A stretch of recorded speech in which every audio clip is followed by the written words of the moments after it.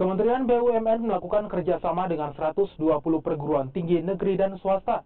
Kerjasama ini dalam bentuk magang yang nantinya dapat menyerap tenaga kerja dari perguruan tinggi negeri dan swasta yang ada di Indonesia. Deputi Bidang Infrastruktur Bisnis Kementerian BUMN menegaskan agar seluruh BUMN harus menyediakan tempat untuk alumni mahasiswa dalam negeri dengan mengikuti program magang bersama dari kementerian. Program ini untuk melihat potensi mahasiswa dan mengurangi jumlah pengangguran dari alumni perguruan tinggi. 180 perguruan tinggi negeri dan swasta telah bergabung dalam program magang bersama di 135 BUMN di seluruh Indonesia. Perekrutan juga didasarkan kebutuhan tenaga kerja muda di BUMN untuk menunjang kinerja. Di perguruan tinggi punya program magang, tapi di sana itu 3 bulanan. Sementara kita 6 bulan.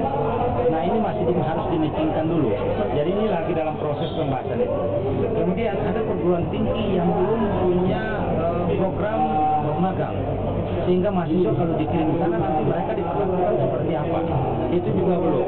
Makanya itu juga sekarang lagi dibahas supaya kalau bisa perguruan tinggi itu menetapkan magang ini menjadi bagian dari program pembelajaran. Sehingga nanti diberikan SKS. Jadi kalau lulus dari sini kan 6 bulan nih, bisa diberikan SKS. Kalau enggak nanti mahasiswanya bisa dirugikan. Nah,